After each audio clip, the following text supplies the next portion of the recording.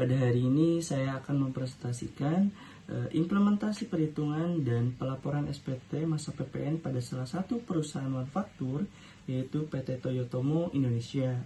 Nah, untuk identitas PT Toyotomo Indonesia adalah pengusaha kena pajak PKP yang dikukuhkan sejak 25 Januari 2011. Lalu karakteristik bisnis perusahaan ini itu bergerak di sektor industri logam manufaktur yang berlokasi di kawasan KIIC Karawang. Sebagai perusahaan manufaktur yang aktif melakukan transaksi jual beli dan operasional, PT Toyotomo Indonesia memiliki kewajiban rutin yaitu untuk mengelola pajak pertambahan nilai (PPN) atas aktivitas bisnisnya. Nah, lalu ada konsep. Nah, untuk konsep pajak secara umum, pajak merupakan kontribusi wajib kepada negara yang bersifat memaksa demi kemakmuran rakyat tanpa adanya imbalan langsung. Lalu ada karakteristik PPN. PT Toyotomo Indonesia jenis pajak yang disoroti adalah PPN. PPN ini pajak yang dikenakan pada setiap rantai transaksi jual beli ataupun jasa di dalam negeri. Sifatnya objektif, tidak kumulatif, dan merupakan pajak tidak langsung. Artinya beban pajak yang akhirnya diteruskan kepada konsumen atau pengguna akhir, namun pemungutannya disetor oleh perusahaan selaku PKP.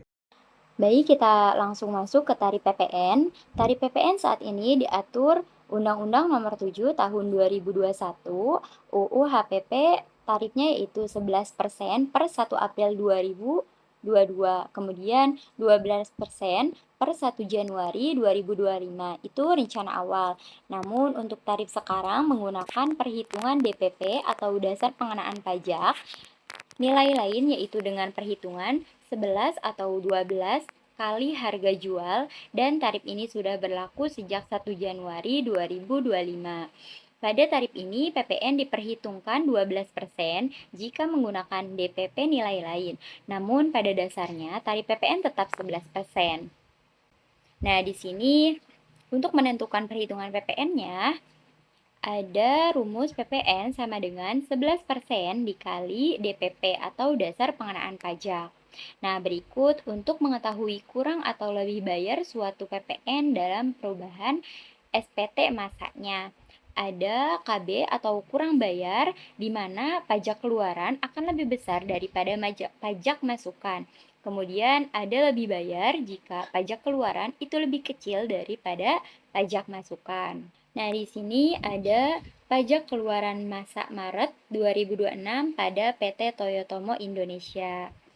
Di sini ada deskripsi total penjualan ke pelanggan.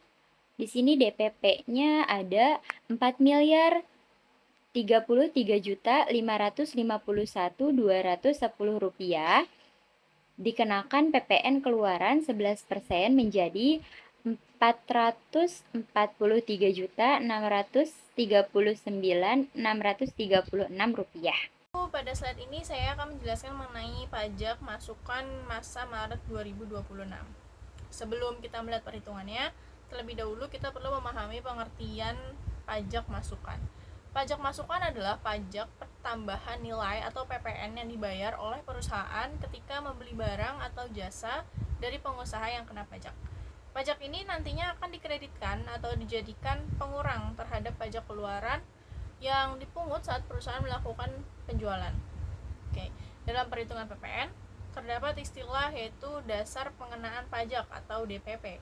DPP merupakan nilai transaksi yang digunakan sebagai dasar untuk menghitung besarnya PPN yang terutang.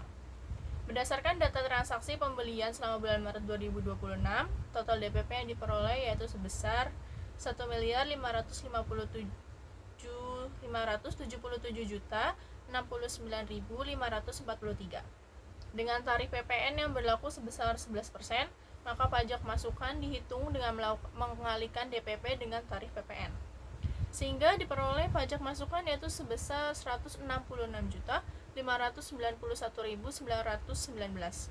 Nilai pajak masukan ini akan digunakan sebagai pengurang pajak keluaran pada akhir masa pajak untuk menentukan apakah perusahaan mengalami kurang bayar atau lebih bayar PPN. Dengan demikian, total pajak masukan yang dimiliki perusahaan pada masa pajak Maret 2026 ini adalah sebesar 166.591.919. Baik, slide selanjutnya yaitu adalah perhitungan KBLB masa Maret 2026. Apa itu KBLB? KB itu kurang bayar dan LB itu adalah lebih bayar.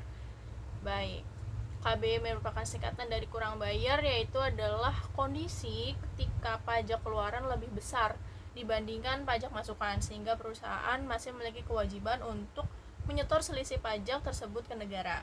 Sedangkan kalau untuk LB atau lebih bayar, itu apabila pajak masukan lebih besar daripada pajak pengeluaran, sehingga perusahaan memiliki kelebihan pembayaran yang dapat dikompensasikan ke masa pajak berikutnya, atau diajukan restitusi sesuai ketentuan perpajakan. Rumusnya yaitu adalah KB atau LB sama dengan pajak keluaran dikurangin dengan pajak masukan. Oke, pajak keluaran sendiri ini adalah PPN yang dipungut perusahaan saat melakukan penjualan barang atau jasa kepada pelanggan. Seperti di sini pada bulan Maret 2026, pajak keluaran yang diperoleh oleh perusahaan itu adalah sebesar 443.690.636. Sementara itu untuk pajak masukannya dapat dikreditkan yaitu sebesar 166.591.919. Sehingga perhitungannya adalah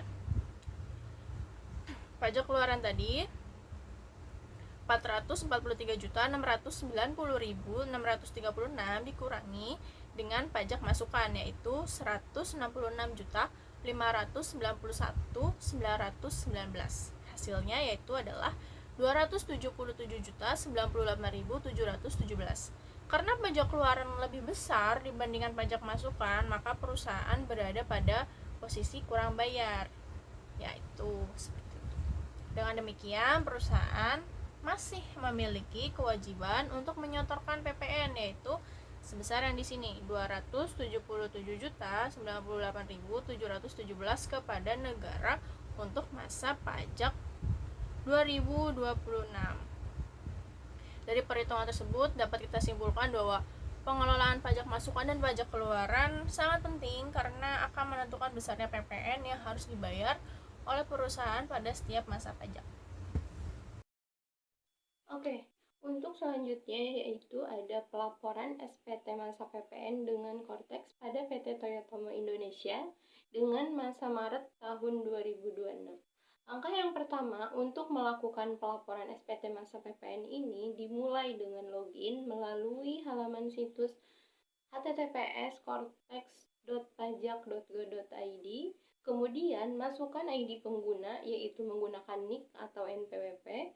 Lalu masukkan kata sandi atau password, kemudian masukkan captcha dan kemudian klik login. Yang kedua, setelah dilakukan login, kemudian lakukan impersonating atau pengalihan akun dari akun wajib pajak pribadi, kemudian ke akun wajib pajak PT yaitu PT Toyotomo Indonesia.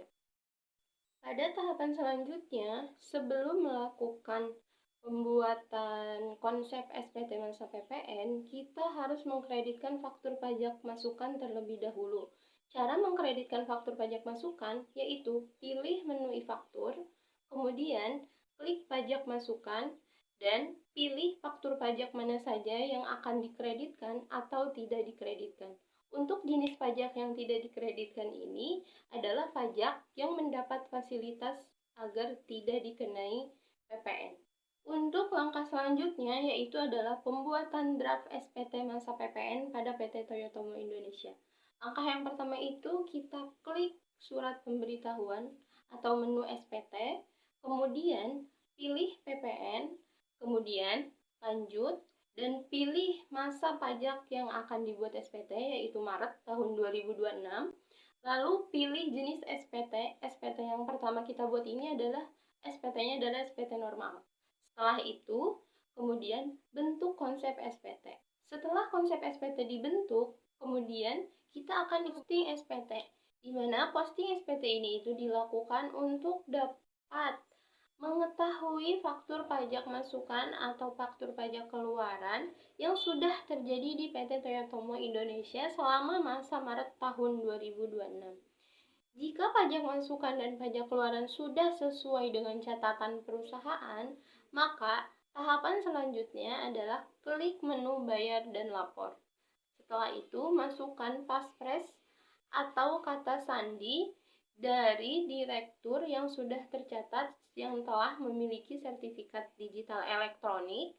Setelah itu, jika passphrase sudah benar, maka akan terbentuk ID billing jika SPT tersebut mengalami kurang bayar. Setelah ID billing dibayarkan, maka SPT masa PPN tersebut sudah secara otomatis akan terlapor dan menghasilkan bukti penerimaan elektronik atau BPE yang nantinya akan dikirimkan melalui email yang terdaftar di akun DJP. Nah, kesimpulannya, untuk implementasi perhitungan sampai dengan pelaporan SPT masa PPN pada PT Toyotomo Indonesia sudah berjalan cukup baik. Namun masih perlu edukasi rutin mengenai update sistem Cortex, menghindari pelaporan di akhir deadline guna mencegah error sistem, dan memastikan sinkronisasi data internal dengan data di portal DJP atau Dirjen Jenderal Pajak. Terima kasih.